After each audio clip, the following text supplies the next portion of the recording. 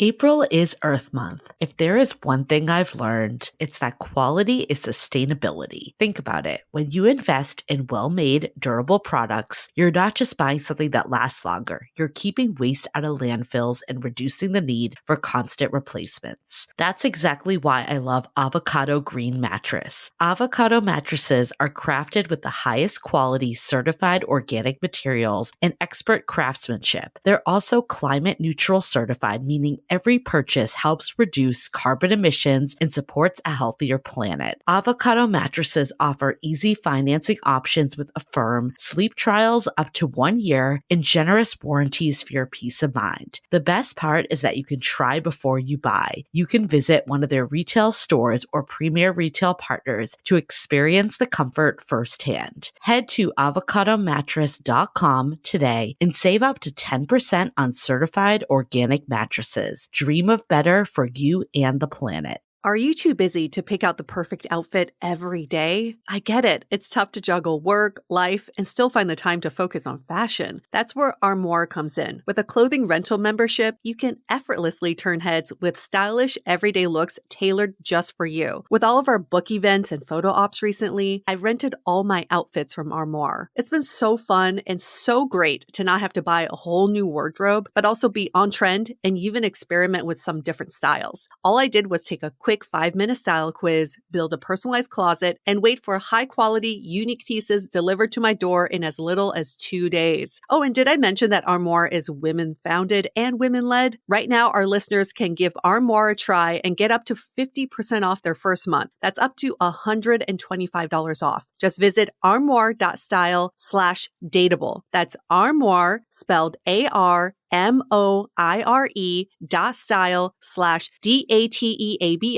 to get up to 50% off your first month and never worry about what to wear again. Try Armoire today. Hi, I'm Yue Xu. And I'm Julie Kraftchick. We're active daters turned dating insiders. Here to dive into everything modern dating and relationships. Welcome to Dateable.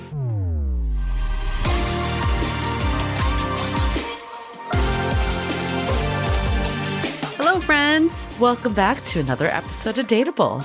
We're talking about breakups, but we're still welcoming everybody back because it's a positive way to talk about breakups. It's a positive conversation. And, this topic does bring me back, though. I was thinking about it. Like when we have this conversation, you sometimes forget when you're out of it, but just like the pain that breakups bring. But I think the way that this conversation is phrased, it obviously addresses that and fully acknowledges it. But it's super tangible of like, how do you get out of it? Because I know for me, it was really hard because I kind of stayed in it for a while and I almost like marinated in it instead of actually finding ways out. Luckily, eventually I did. Well, it seems odd that for most of us in dating, our main goal is to try to avoid breakups. But breakups are inevitable because you're not always going to be with the right person. So it's just as prevalent as starting relationships as it is breakups. So we should almost normalize the ending of relationships. But I still remember our conversation with John Kim, the angry therapist who wrote the book Breakup on Purpose. And when you name the breakup, it feels a lot less daunting. Like it's almost scientific. And it's nice to know that everybody will go through some breakups in their lifetime. You're not alone in this. I also think it was completely serendipitous how we got introduced to our guest, Cole Zesiger. We actually had this conversation with this mental health startup, Una, who he is an advisor for. So we had heard his name in that conversation. And then I think it was within 24 hours, he messaged us on Instagram and he had seen, a video that we did with Sabrina Zohar when she was on our podcast. So completely unrelated. But I was like, we literally just heard about you and we were going to reach out to you. It was just fate. The universe really just serves you the people you must meet in your life. And sometimes they come in at once. And we're so glad we met Cole, but also it just seems like the perfect timing too. And we do get this message a lot and we hear you. It's always about how do I get over someone? How do I get over a breakup? How do I get over this heartbreak? This is another great conversation to add on to your playlist of all the other episodes that we've done just to really dampen that fall.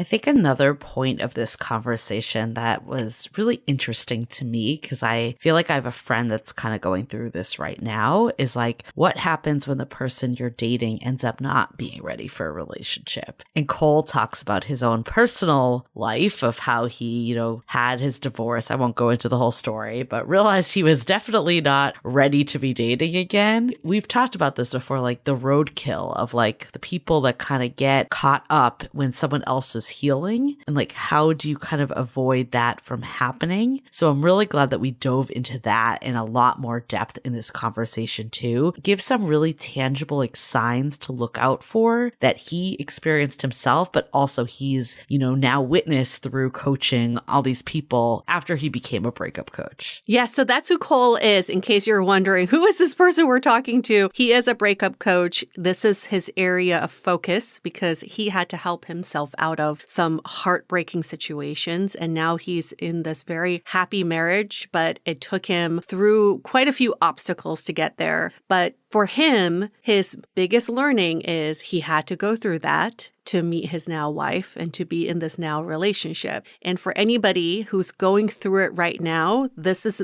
the episode for you because when you're in it, it's hard to see the big picture. But Cole, who has come out of it, will show you that big picture. I mean, Yue, like for me, I'm thinking back to my worst breakup ever. It's when I could not get out of bed. And I feel like that one was, with my most serious ex that I've talked about. And it was like my first like real love. So it like hit me really hard. But I think that breakup was such a catalyst for going to therapy and, doing this podcast even. I did technically start it when he was still in the picture, but I think it still like gave me a more of a catalyst of like understanding myself better and how I was showing up to a relationship, what I really needed from a relationship, things that I didn't really think about before. I think before I was like, oh, cool, I'm in a relationship. Exciting, finally, but not like, is this actually like a good relationship for me? What do I need? It was easier said than done. Like in hindsight, I was able to see this. When I was in the thick of it, I was like not able to get out of bed. Yeah, in the same camp as Cole and John Kim, who said the same thing. Their breakups were the catalyst for some of the best things to happen to them. And I often cite my last breakup as the best thing to have ever happened to me. Although nobody would wish this kind of heartbreak on anybody. But there is something to be said that to the fact that we're all so naturally and biologically resilient. And if we choose to tap into that, only good things can come out of it. So when you've hit rock bottom of a breakup, the only direction to go is up. So question for you. I think about this a lot. I think my breakup was so hard because he didn't do anything. Like it was more of just like a reality that we were not in the same place of our lives, not really looking for the same level of commitment and incorporation. Yep. And he also had just some things,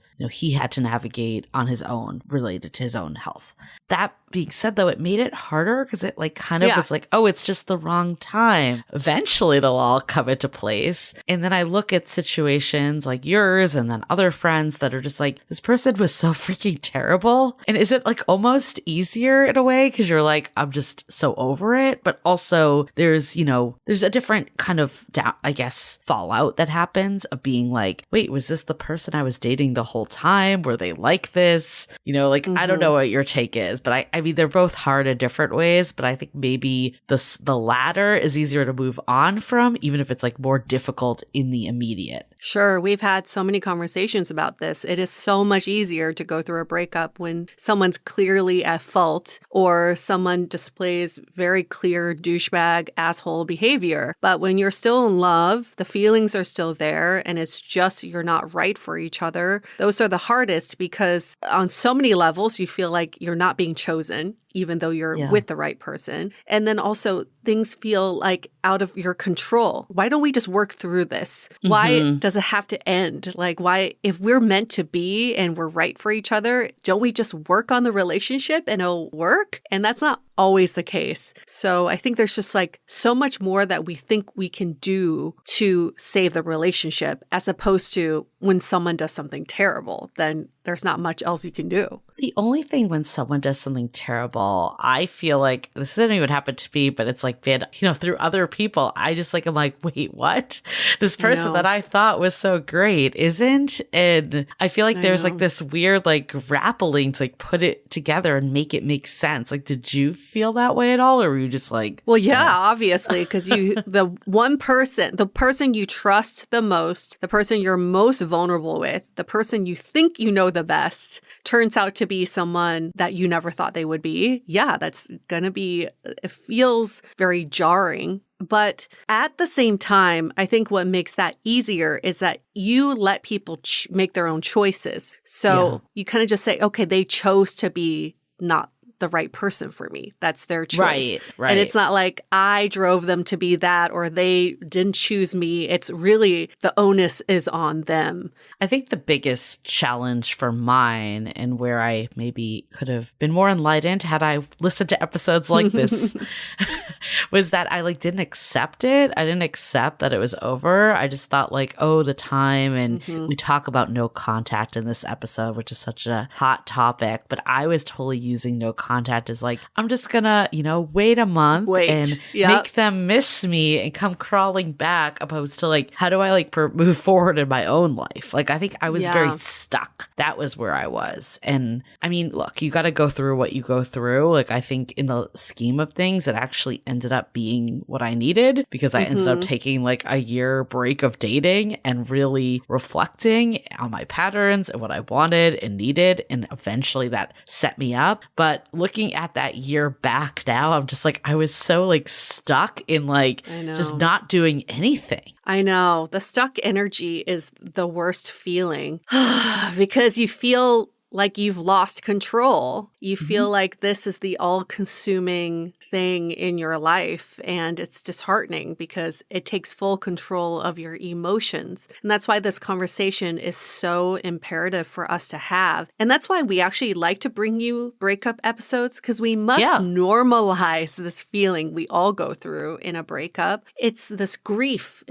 and a loss that we don't normally talk about. And I really hate that the traditional breakup advice is just go out and distract yourself. The best way to get over someone's to get under someone, and go take up all these hobbies and go travel. Like, those are all things to distract us, but the feelings still are there. And if you don't address them, it is exactly the stuck feeling that you're talking about. Well, I remember you consciously being like, my old self would have gone and got on a flight and avoided this. And I'm not going to do that this time around. And I think that was really big. Yeah. It's like, take back control. My first thought was, I need to move because this apartment is full of memories of us together. Then I had to remember, no, this is my fucking apartment. This is my fucking territory. Why should I let him move me? Why should I be the one displaced? So I just my friend Amy came over, saged the entire apartment, changed up the furniture, changed up the vibe, threw out his shit into the hallway. Like, there were so many ways to clear the air where I felt like I got the control back. And we did put up a post about this on Instagram, but we have like a variety of different guides that we've created for different situations. And I think this one's near and dear to both of us, because clearly you went through it. I don't know. What was it? 2 years ago at this point? Yeah. It feels like longer than that. But I think the fact that you armed yourself with so many tools and ways to move through it consciously was so good. And then, like I mentioned, I definitely had a few breakups in my time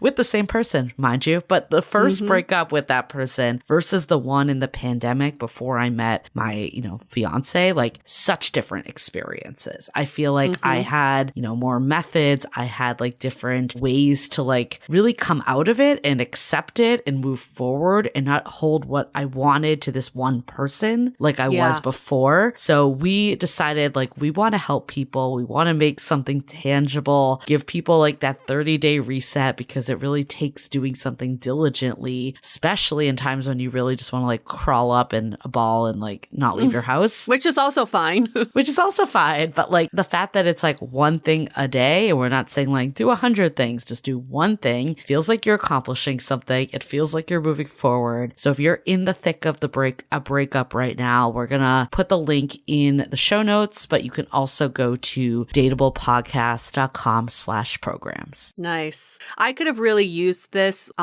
during one of my major breakups in my 20s, because I know you all think like, oh, this is what I thought. I have all the resources out there. The internet is full of information. Why don't I just go to the internet? Okay. One, I could not get myself to even type in these words like how to get over a breakup, because it just felt like I was admitting defeat, right? And two is there's too much information out there. I just didn't know where to start. It's so fucking overwhelming. So having this guide, it is baby steps every day that it clearly guides you into a direction out of the stuck energy so that you don't have to sift through the millions of articles and, all the resources out there. And some of them really lead you astray. So I was the exact opposite, that I went to Google hardcore. I think every search was like, how do I get my ex back? How do I get over it?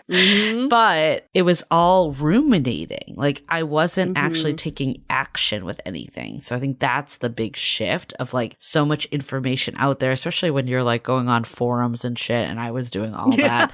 You are just spinning, and like you need just little tangible things to like move you out of it. And I mean, there were clearly some diamonds in the rough that I found that have made it into this guide. So we've done the work for you. But I guess I'll give one away. I think like writing a letter to them and not sending it, huge. Yes. And like we even give you a template in this to like use as a starting point. Yes. I really love that exercise. And I really just love this guide because Julie and I crafted it together based on our research and experience. I find that with traditional advice on breakups, it's always about them, the ex, right? Yes. How to get them back. What are they doing right now? Have they moved on? How will they feel about me if I reached out first? It's about them. This guide puts you back at the center of your story, so it's less about them and more about freeing you from this heartbreak. Now, who cares about them? They're going to have their own journey. You cannot control that. I'm so glad you said that, because I do agree that that's where so much is based. So much of it's rooted. And that is also the message that we're trying to send in our book, How to Be Dateable. All is centered around you. This is not a dating book of games to play and ways to trick situations and make them come to you. It's all about like, what do I need? What do I want? How can I be conscious as I'm dating and really, date with myself as the focus? And no, that's not selfish. I feel like I would have heard that years ago and thought that, but this was the game changer of getting you in the driver's seat. Yes, it's such a treat. And you can find our book at howtobedateable.com. All the resources for everyone, all the stuff. We got you covered. We're going to help you get out of whatever is going on and find that love life that works. Yes. Okay. Well, before we go into it with Cole, let's hear a message from our sponsors. When was the last time you checked the ingredients in your dishwasher pods? Spoiler alert, they're full of chemicals and microplastics that can stay on your dishes even after they're washed. And studies show that this residue ends up inside of you, causing inflammation and gut damage. Blueland is on a mission to eliminate single-use plastic by reinventing cleaning essentials to be better for you and the planet with the same powerful clean you're used to. They offer refillable cleaning products with a beautiful, cohesive design that looks great on your counter. From cleaning sprays to hand soap, toilet bowl cleaners, and laundry tablets, Blueland has you covered. And Blueland is trusted in over 1 million homes, including mine. I use their dishwasher tablets for every load, and my dishes always come out sparkling clean. I love how compact the packaging is and how affordable they are. Refill tablets start at just $2.25, and you can get even more savings when you buy in bulk or through a subscription. Celebrate Earth Month and make the switch today. Get 15% off your first order by going to blueland.com/dateable. You won't want to miss this. blueland.com/dateable for 15% off. That's blueland.com/dateable to get 15% off. For so long, I viewed bras and shapewear as torture devices. Like, who invented them? But I've since changed my mind because I tried Skims. The Fits Everybody collection from Skims is like nothing I've ever tried before. Everything just molds to my body. Almost feels like I'm not wearing anything at all. Now, I've heard all about Skims for so long, and let me tell you, they sure live up to the hype. I've really enjoyed wearing the cheeky bikini underwear. It's like my go-to underwear because honestly, I just can't do thongs anymore. But this is the perfect combination of a no-show and comfy. And I also found the perfect color to match my skin. So the undies don't show through white pants. Yeah, finally. Shop Skims Ultimate Bra Collection and more at skims.com and Skims LA flagship on Sunset Boulevard. After you place your order, be sure to let them know we sent you. Select podcast in the survey and be sure to select our show, Dateable, in the drop-down menu that follows. Okay, let's hear it from Cole.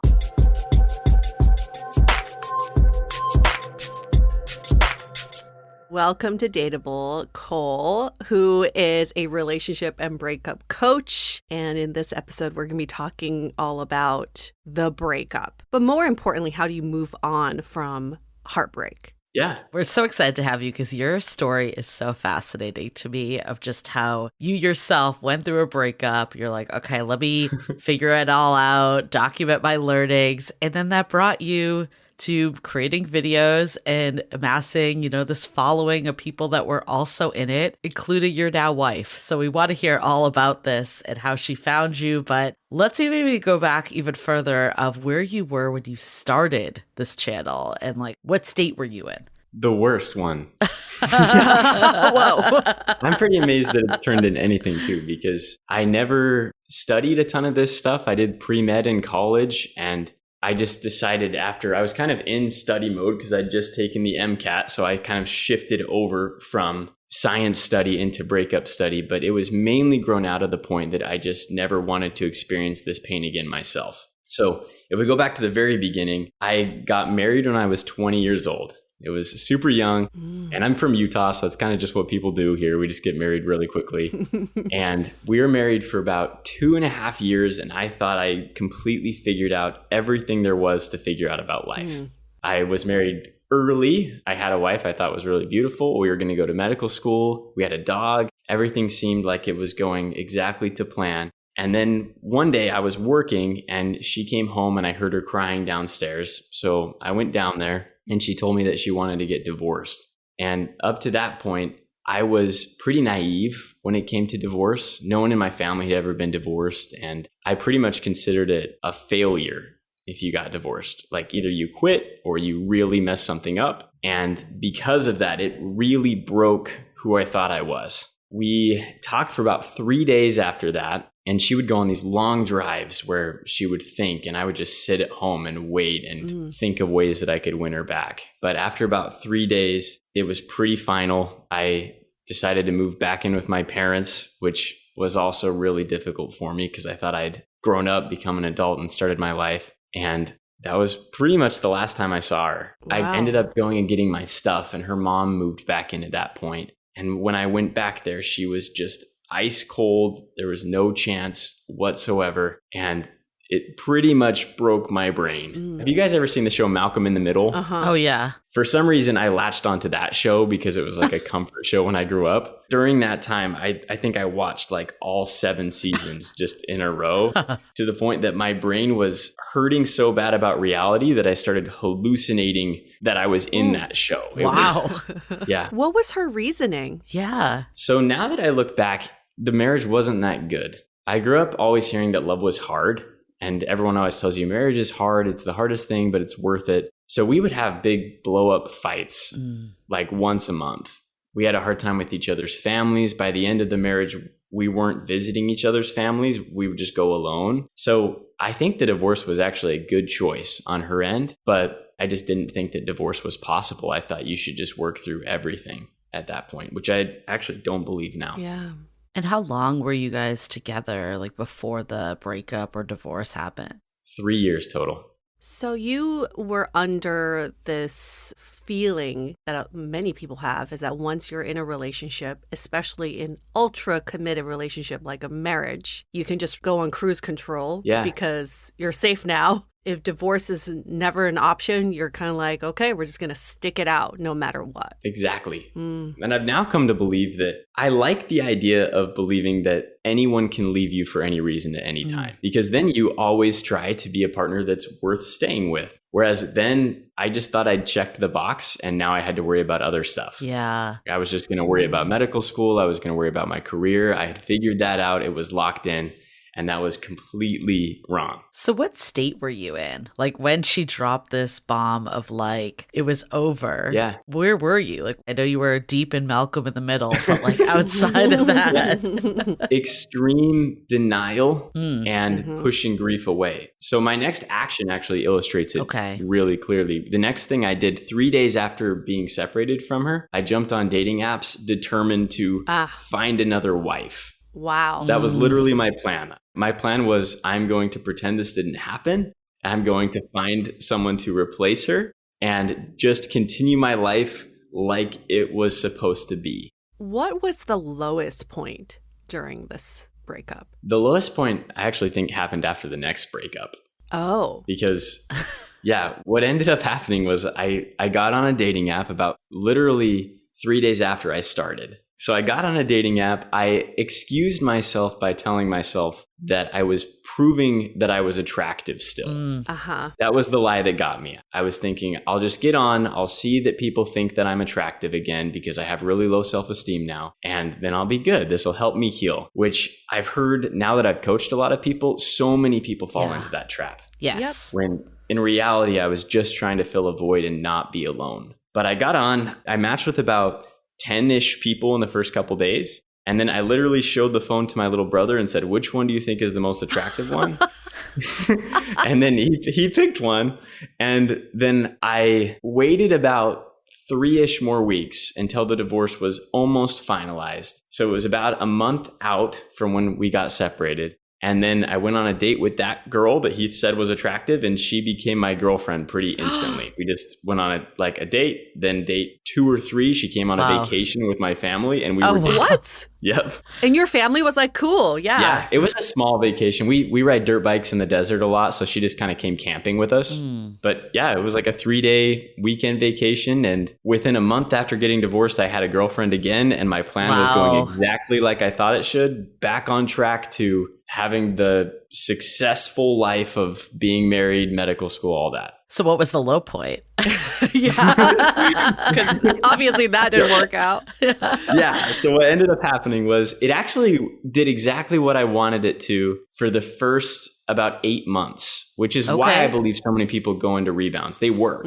I felt no sadness anymore. I was super happy again. I thought everything was going great. And then we started talking about marriage and what we would be like, what we would do. And immediately all of those feelings came rushing back, which I thought they were gone. And instead they were held behind this invisible wall that was revealed as soon as I reached that point again. By then I became super avoidant. I would look for all of these flaws in my girlfriend. I would look at other couples and be like, why can't we be as happy as them? And I became so distant that she eventually broke up with me too. And then the weirdest thing was I hadn't really thought about my ex-wife at all since the separation. It really did just replace her in my mind. But as soon as the second girl left, I started having dreams about my ex-wife again, even though it was about a year later. And all of the pain from both of those heartbreaks ended up morphing together into one. And I was way more broken this time than I was last time, because this time I felt like it was my fault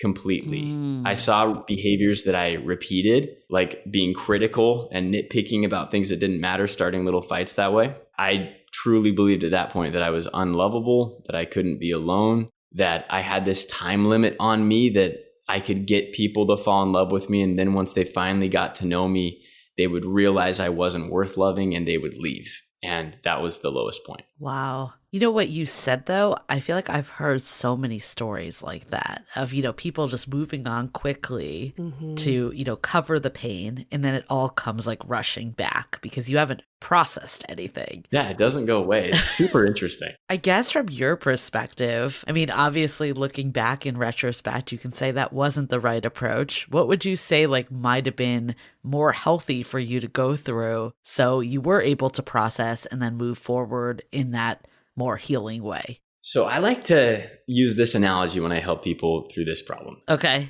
I like to imagine that every grief you experience, every heartbreak is like a river, and there's 3 ways you can cross that river. So if you imagine 3 friends going up to a river, the first one jumps right in, just tries to swim and ends up drowning. The second friend was me, sits on the bank of the river and waits for the river to go away, dry up.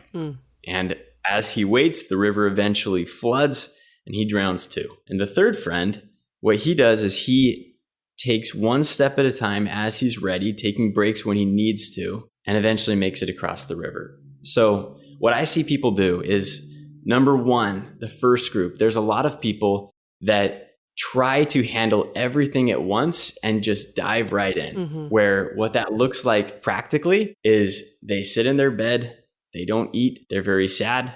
They look at all the pictures of their ex all day long. They watch a million videos on no contact, how to get back together and things like that on YouTube all day long. That was me. It was me too.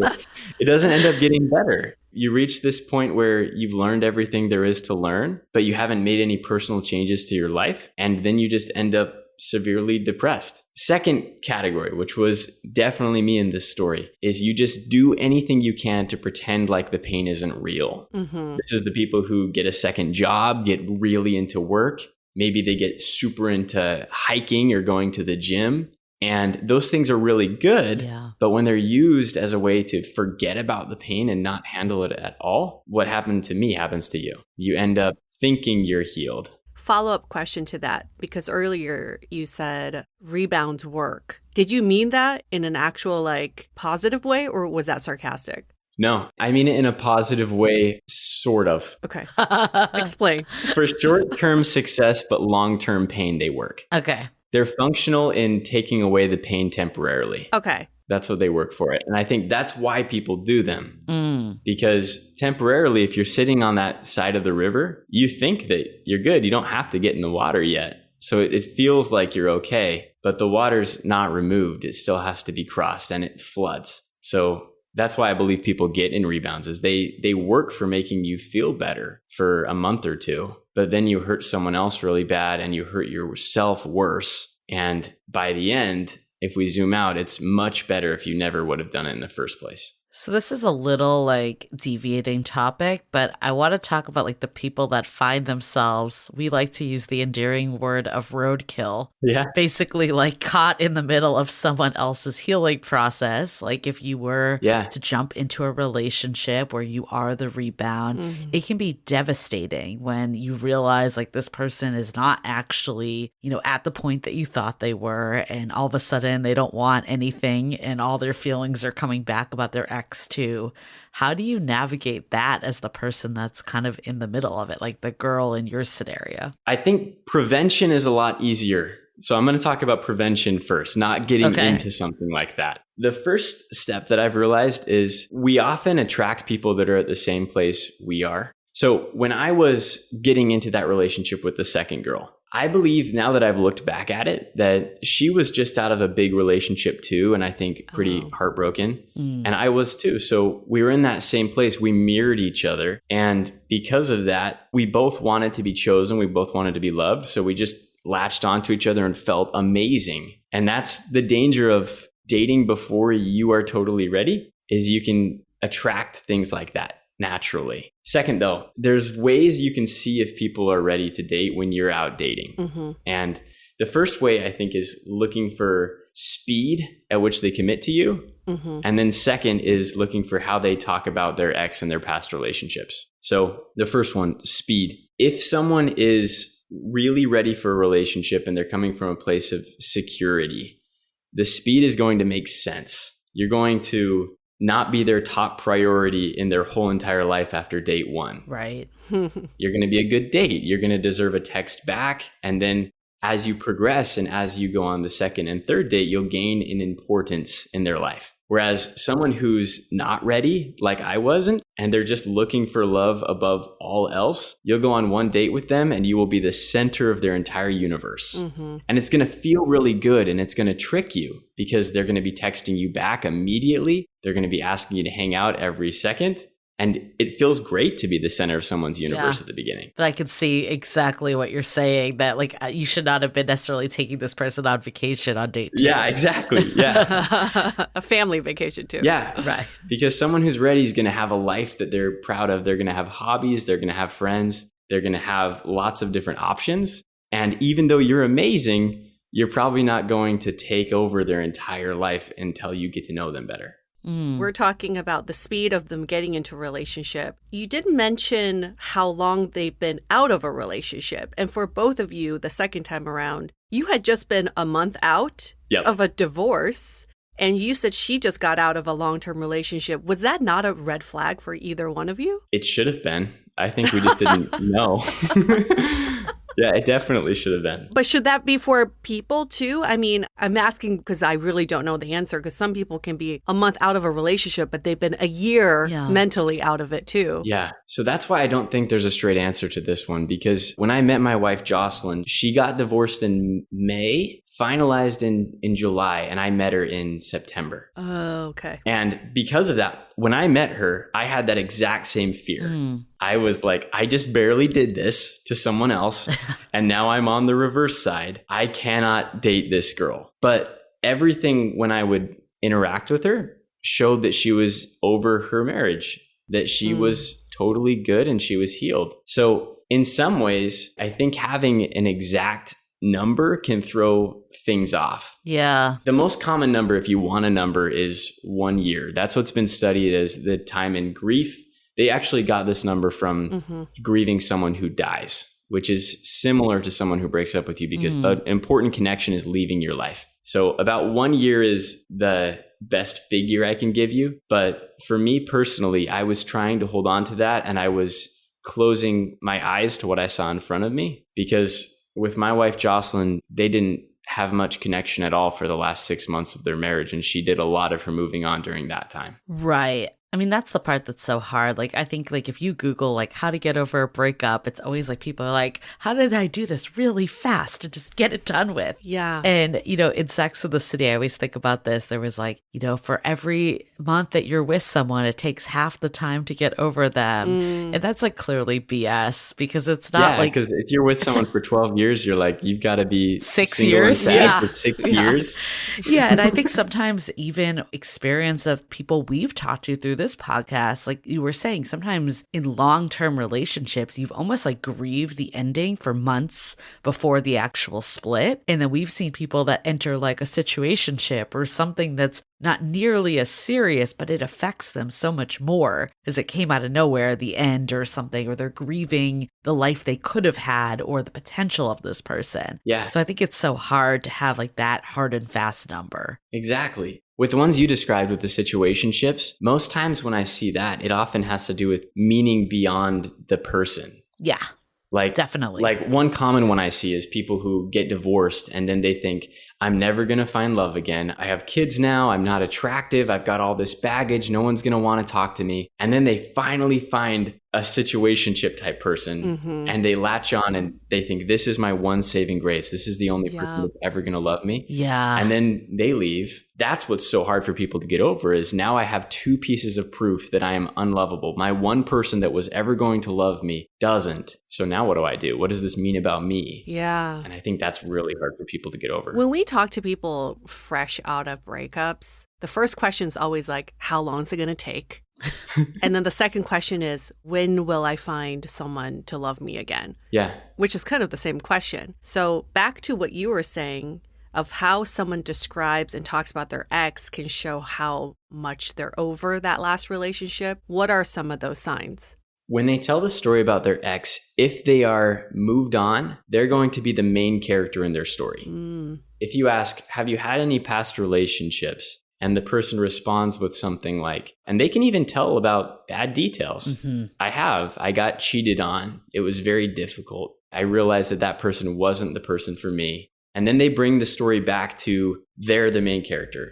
But I learned this. I learned to be really proud of myself and love myself because I'm resilient. And then they bring it to where they are now. And now I'm ready for a relationship. I'm looking for something that will be much different from that because I believe I'm ready for it. Whereas someone who's not ready, their ex will be the main character. Yeah. They'll talk about it and they'll be like, this guy was terrible to me. He cheated on me. He hurt me so bad. He said this and this and this and this. And I don't know if I could trust people anymore. There's going to be a lot of emotional weight behind their words as well. You'll be able to feel it. There'll be a lot of anger and bitterness. Whereas at least with people who move on, there's an air of forgiveness or at least indifference. I mean, I know like when I was not over my ex, he somehow made it into conversation on every date. Yes. It was like I wanted to talk about it and have a forum. When I finally hit that point of like, okay, I'm actually just trying to meet someone new, not to like compare them.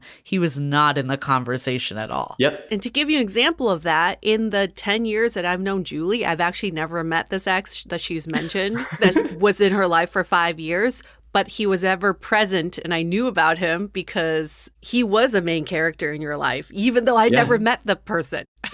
Yeah, and that's what's so crazy is when people get stuck in that mode where they're constantly trying to reconcile in their mind how this person could have hurt them so much, the person in their mind often undergoes a character arc that they get worse than they ever were in real life.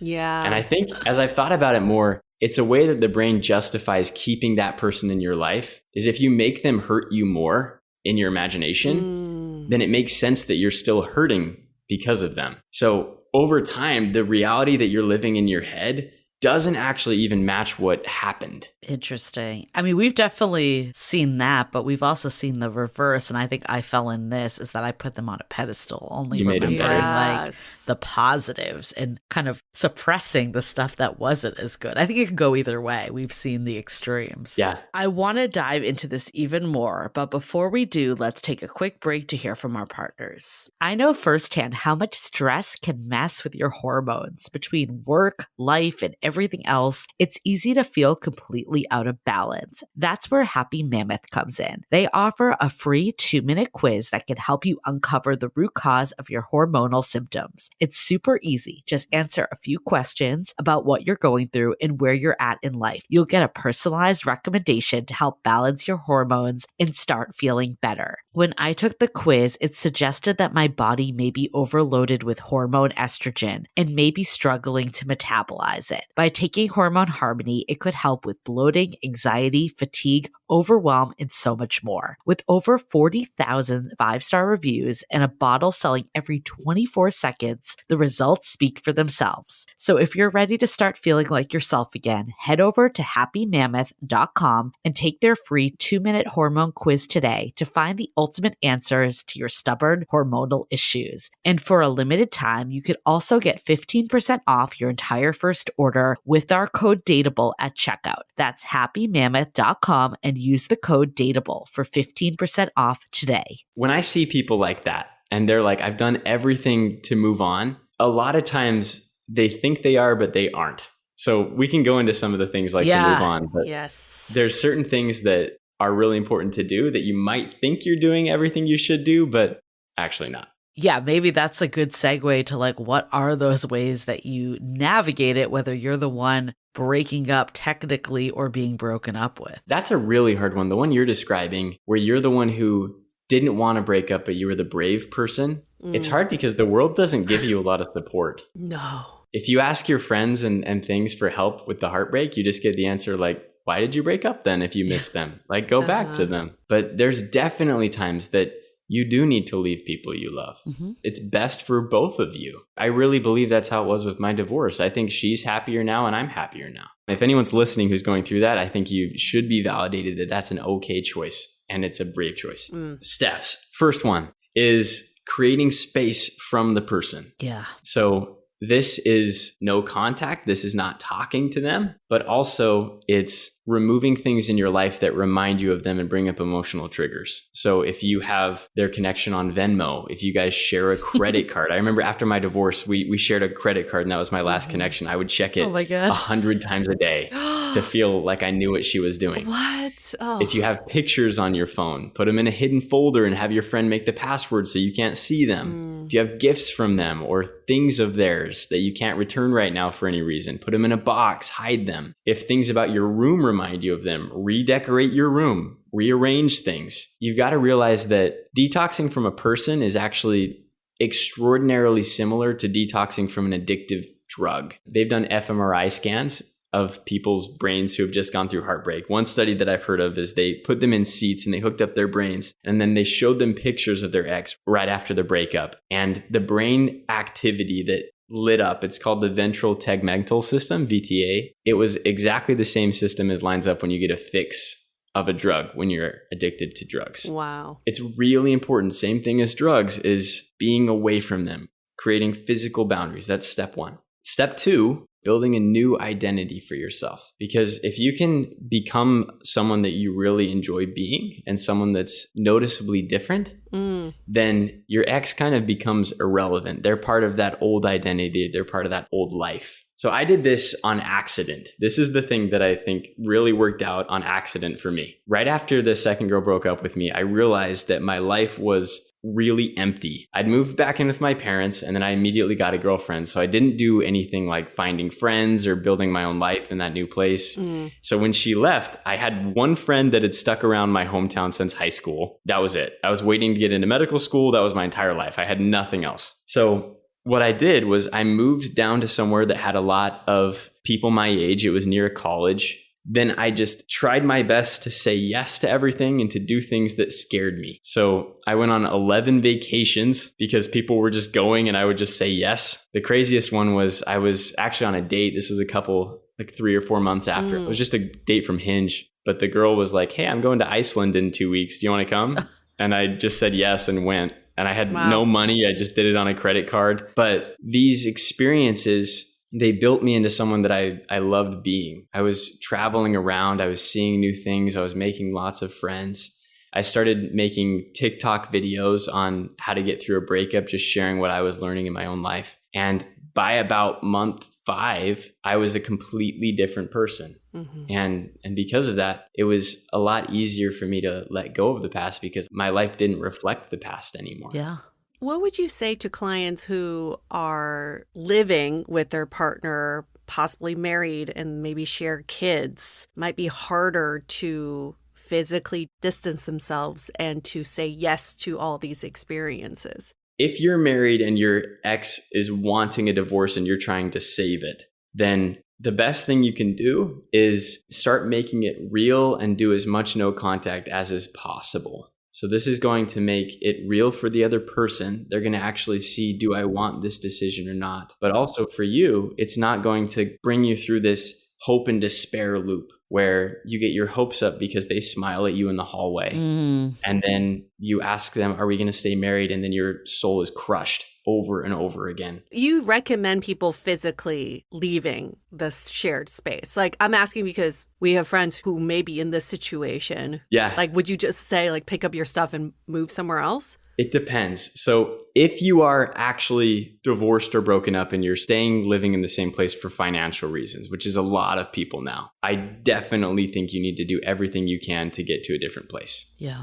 It's worth financial sacrifice. It's worth downgrading your lifestyle because what's going to end up happening if you stay there is one, you're just wasting away your life. If people aren't able to get away, there's something called reactance psychology where if someone's freedom is threatened, they instinctively do whatever they can to save it. So if you're living with the person that broke up with you and you're thinking, I'll continue living with them and this is going to remind them how much I love them and things like that, they're instinctively going to try to bring up negative memories around you so that they can create that distance from you and prevent you from convincing them to change their mind. You need to create that distance, and that brings clarity and allows people to make the best decision for themselves. I think no contact is so important because, yeah, the more you're in contact, you're just still tethered to this person, whether you live with them or even if you don't. I think it still occupies your brain space if you have the text conversations or I guess it's a glimmer of hope. Yeah. And it's not giving you the space to really see the relationship for what it is. My only problem with no contact, I'm saying this as someone that did this, is a lot of times people do it and you get these books, right, of like how to get your ex back, go no contact. Yeah. And it's almost like you're doing it as a means to get them back. It's like a manipulation tactic a bit. Make them miss that you. you're like, well, yeah, like I'll withhold for a month and then they'll come back. How do you use no contact in a way that actually benefits you versus just kind of keeps you tethered to this person, even if you're doing the tactic? I love talking about this. So it's a difficult thing because it's such an easy and hopeful concept to teach that it's all over the internet and it's taught in several different ways. Because you can just say, don't talk to this person. It's a magic drug. And then they're going to fall in love with you again. And like the words on the internet are they'll come crawling back. Yeah. They'll regret losing you. You'll be the biggest regret of their life. They're going to hurt like you hurt. Like there's a lot of that type of language. A lot of people that come to me are coming in that state of mind. Most people who come to me at the beginning are saying, please help me get this person back. They were broken up with. They felt like there's a lot left in their relationship. And like you were saying earlier, the person who initiates the breakup, they may have thought about it for a long time, but the person who gets broken up with and is blindsided, they don't get to. Yeah. They just like, I have a partner and now I'm supposed to go date other people. Like that was cheating to me yesterday. And now that's what I'm supposed to do. That's weird. Yeah. So the first thing I do when I work with people is I actually believe the actions for moving on and the actions for maximizing getting back together are the exact same at the beginning. So if someone's saying, I really want my person back, I say, okay, we're going to do everything we can. We're going to set up so you don't make the mistakes that will wreck that chance. And then we're going to set that on a shelf. We're going to focus on moving on and creating a life that you love living. Because in reality, that is going to give you the highest chance of getting your partner back too, because you're working to be someone who's highly attractive. But if they don't, then you're going to end up being super happy anyway. That's what happened to me. I'm your worst case scenario. Mine did not come back twice. And I'm super, super happy, married, and have a baby in Hawaii and loving my life. So that's what I do first, is if they're coming and they're like, please help me do no contact to get someone back. I frame it as what we're doing is we're letting them have their choice. We're not doing this in a way to be like punishing them or reverse psychology or anything like that. We're saying they're an adult, you're an adult. We're going to let them have their choice. And by definition, that's actually more attractive because nobody's attractive to someone who's stopping them from choosing things. No one's attracted to people who lock them in a box.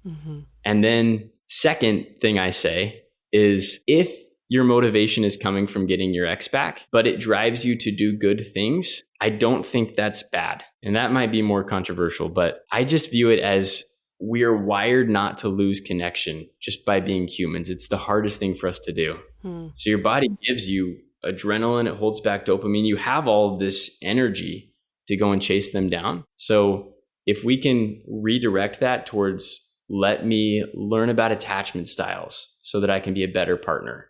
Because when they come back, I want to be better for them. Or let me go to the gym and become fit because I want to be more attractive for them.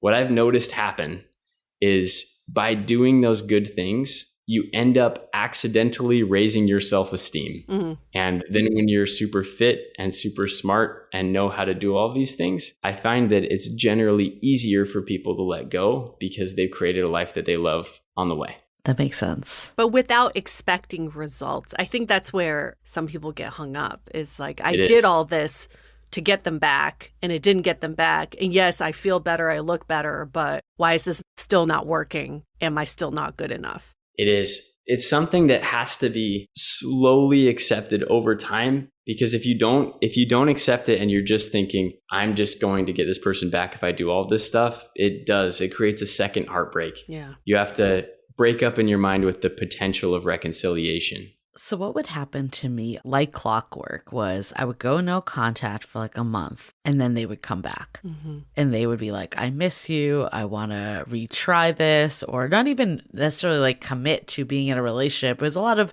empty promises and I miss yous. And I never had the tools to like reevaluate the relationship and set it up in a successful way. So what would happen is the same cycle would happen if I was to re-engage with them. I guess for people where this happens, where you do get your ex back eventually, how do you actually make it that it becomes a sustainable relationship and not just a cycle? I like to use the analogy of if you have 1 + 1 = 2, and then you take each of those ones and put them in a separate room and wait 30 days and then bring them back, it still equals 2.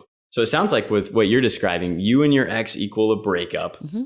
And then you guys separate for 30 days, you're the same. And then you come back and you still equal a breakup. And that's what a lot of people do. And that's why I don't like the idea of 30-day no contact. It's just not very much time to change character traits. I think it's just used to more sell courses and sound cool because it is really doable. And everyone's like, I can make it 30 days. Right. I can do this. But yeah, you need to fundamentally change things about yourself, and they need to change things about themselves that led to breaking up. So what I have people do right at the beginning when I'm working with them is I have them make a list of 3 to 5 things that if their ex came back and was begging to be in their life again, what would they have to see change or be different in order to accept them back? And there's one major rule to the list too. It has to be understandable by a 7-year-old. Like if you gave it to a 7-year-old, they would have to know what it means.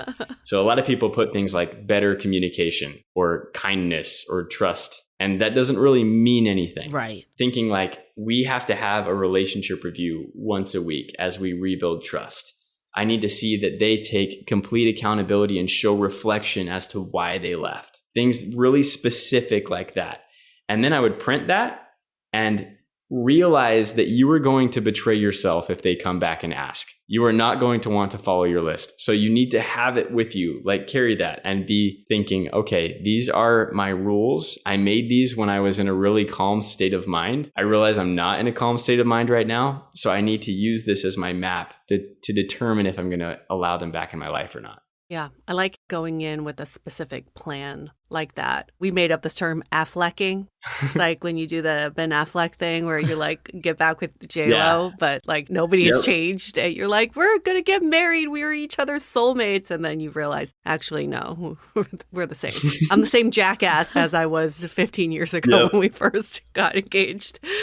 And then from your experience working with couples who have successfully gotten back together, if you could attribute that to one thing, what was the one thing that helped them successfully get back together in a way that was healthy? Accountability on both sides. Oh. If both people are able to look at their relationship and say, this is what I did wrong, this is what I did wrong, and then they both take actual steps to change, like both people have gone to therapy or both people had even read books, like therapy isn't the only answer, but they've both realized what they did wrong and done something to fix it. And then also they've looked at life and they've made a decision on purpose, not out of anxiety. Like they've actually thought about it. And that's why usually when people are getting back together after 3 or 4 months, it's a lot more stable than after 30 days. It's because they've actually experienced life without the other person. Both of them have. And then they decided maybe they've gone on other dates. I think that actually makes it more successful too. They've gone out and seen what else could be. And then they decide, no, this person is my favorite. I like life a lot more with this person. I've seen people get married after that and have super successful marriages. But it takes accountability and a rational choice rather than a moment of anxiety at 2 a.m. Right. And there are stats about like 50% of people like do break up at least once or something like that. I think that's the exact stat. Yeah. That's what I've heard. It kind of blew my mind when I heard that. But I think you can hold on to that even if it's in the wrong relationship. So I remember holding on to that stat for a while. But I also do see like, I don't know, I mean, Yue, your story, you definitely had a breakup and then came back together and they're still together and it's a totally different relationship. Yeah. But I think accountability was probably the big factor. I don't know what you would think. Yeah, I mean, I was kind of thinking about that too. In the relationship I'm currently in, we were broken up for 2 months, but we broke up the first time never with the intentions of getting back together. It was like this first phase of our relationship is done. Let's close this chapter. But I think in those 2 months, we both had our own explorations and growth and somehow met back together in a way that was really aligned. But we had a plan, though, for that second time around. It was like, we're going to do this. Yeah. Let's try this for 30 days again with this newfound growth and accountability that we both have, and then reevaluate at the end of 30 days. And I think for me, having gone back to relationships where things never changed, my biggest fear was we're just getting back into old patterns. Yeah. So my number one rule was, if we ever revisit old patterns or issues, let's address it right there. Let's not keep hanging on to it. One of the biggest problems I see when people get back together is they do the opposite of what you just said. Yeah. They think if we talk about things that were difficult, if we bring up the problems we had, then they're going to leave. We can't talk about difficult things. I can't provide any friction for them to come back into my life. I need to clear the way so that I have the highest possible chance. And that almost inevitably leads to breaking up again. And there's a lie that's told in a lot of videos online too, that you can just be a clean slate. That was the first relationship. This is the second relationship. And I really think that ignores reality. Yeah. You two did have a past. Things did happen. And humans don't just let go of the past. We need those loops to be closed. We need repair. So if people are trying to reconcile like that, I recommend first, having some fun dates, reestablishing a connection. Don't dive into difficulty the first time you see them. It's never going to work. But then, if you're actually going somewhere and if you're agreeing something, like you said, Yue, like a new relationship, then you definitely need to talk about the things that broke you up. Yeah. It needs to happen. And if you lose them because of that conversation, you are going to lose them worse later. Right. If they can't survive the conversation of how we're going to begin, right, and you're thinking, I'm going to just make my way around that, you will break up again, and it's going to hurt way worse that time. Yeah. So when you're in the thick of it, it can be hard to see that this breakup is the best thing that ever happened to you. But you're clearly living proof now, Cole, that things can get better. In fact, way better than they ever were. What advice would you have for someone that's struggling right now and finding it hard to see the silver lining and maintain that hope? One thing that helped me a ton, if you do believe in God, or you believe that something bigger than you cares about you, that helped me a lot. When I thought about, maybe I don't know the best plan for my life. Maybe 23-year-old me who has experienced nothing, why do I know the happiest I can be? I don't. And I thought I did. We all think we do. And then as we go through life, we figure out that there's much better things out there. So that's the first thing. I think if you can put your trust in something bigger than you, smarter than you, I think that helps. If you don't have that, I think you can also get it by thinking of your life like a movie, in that every single movie, it's beauty, and then it goes to a conflict where you think nothing will get better ever again. And then that's what makes the movie really good, is the main character gets out of that. But there's a moment in there where you're like, I have no idea how this can ever happen. And if you approach that with curiosity and you think of your own life, okay, I know my life's going to turn out beautiful.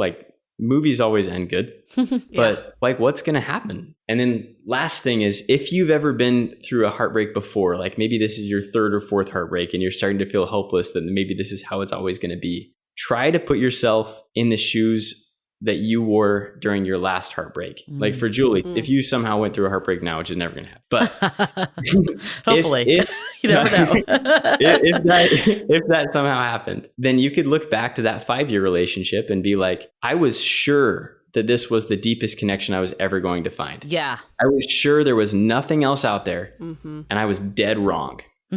I don't know what else is out there. And I think that humility helps you have hope for the future. I really like that, because I think that's just a good takeaway in general of, being more not attached to the path that you're on. You can still be attached to an outcome of what you want your life to look like holistically, or have a vision of what that outcome is. I think a lot of times with breakups, a lot of it is, of course, we miss the person, don't get me wrong. But a lot of it is mourning the life that we thought we were going to have, or coming to terms again with being single, or realizing we have to go start dating again. But what you were saying of just like having faith that something like bigger is meant for you and that you can still have all you want in life, it just might look a little different, is such a good approach to not necessarily losing hope of the part that you lost in the sense of outside of that person. I think the other thing that you said that's so important is when we build up our self-esteem and confidence in other parts of life that doesn't have to do with dating, when we inevitably go back into dating, I think that legwork is so pivotal because we all know that dating, even for the best of us, can be very straining and difficult, like when you get ghosted. And I know like the times when that's hurt the most is when it's compounded with some other breakup or unprocessed emotion. So sometimes it feels like, oh, I'm losing all this time and I just want to jump back into dating. But when we're regaining those skills that are like a pivotal dating skills, but maybe aren't like necessarily relating to another human, but still essential, you're not wasting time. You're just building up in a different way. So when you do enter the dating space, you have that sense of self and you're letting this stuff roll off a little more than if like all your emphasis was on being liked and approval and all of that. I completely agree with all that. You show up based on who you are. And if you don't spend any time building that, then you're just going to attract heartbreak. It's interesting you bring up religion because I do think spirituality plays a huge part in breakups of believing in something bigger than yourself. And at the basis of a lot of religions across the board, there's this one belief that the universe wouldn't give you something you weren't capable of handling. Completely. So in going through my last breakup, those words kept coming up for me was like, this is meant for me to handle. This is not more than what I can handle. And also knowing that everything is temporary and this breakup is a phase, is not a static moment in your life. I really believe that when we place the belief on something bigger, rather than the person that broke up with you, or rather than on you or the people that you're trying to get validation from, you see the bigger picture of where your life is headed. And it's usually in a direction that's much better and much bigger and much more grand than what you ever imagined. There's a scripture in the Bible that I've really thought is the summary of my journey. But it says that all things will work together for the good of them who love God. And I remember one time I was laying on the couch with Jocelyn. We were dating at the time and we were just looking at each other and being all in love and stuff like that. She started like she started winking one eye at a time. Like she'd like look at me this way, then this one, like peeking back and forth. And it was a really special moment for me because when I was married, my ex-wife used to do that too. But it wasn't a moment of comparison. What it meant to me was after she left me, I really believed that that was my first place life. I had this track and it was going to be the happiest I could possibly be. And then I screwed it up. And then after that, I was going to get second or third place life. And that was really sad because I was only 23 and I thought I messed everything up and I was just going to have to live the next 70 years almost as happy as I could have been. And in that moment, it like spoke to me and was like almost like a sign to me that you still get to have your first place life. Love that. So good. You can deviate. You can make mistakes, you can learn. But if you just continue to do your best and don't give up and continue being curious about where your path is going to end up, I think all of those roads can lead you to your first place. And I really believe I'm living it now, even though it was nowhere near what I planned for. That's so good to hear. It's never what you plan for. Yeah, love that. Well, hopefully that can leave everyone on an inspirational note that whatever you're feeling right now, even if it is intense pain and heartbreak, it's not going to be forever. And there is a light at the end of the tunnel for sure. Cole, if people want to find out more about you, where can they go? So I'm on Instagram and TikTok and YouTube. If you search my name, Cole Zesiger, or on Instagram, it's Coach Cole Zesiger. Then you can find me there. And if you'd like to work with me, then CoachColeZesiger.com is where you can find all of that. Awesome. And we'll link it all in the show notes as well. Thank you so much for being on our show. It's been such a fun time collaborating with you on a topic that is top of mind for a lot of people. And while you're searching for Cole's podcast, why don't you also look us up on Apple Podcasts and give us a 5-star rating and review. The reviews go a long way. Give us 5 stars. In the body of your review, maybe tell us what is the best way you've gotten over a breakup? What is something you learned from your journey that you can share with our listeners? And also pick up our book, How to Be Dateable.com. You can find it everywhere books are sold. And we do talk about this gaining clarity in dating, but also how do you clear the past? How do you pave the way for something much clearer in your love life? Okay, on that, we're going to wrap up this episode. Thank you again, Cole, for being on Dateable. Stay Dateable.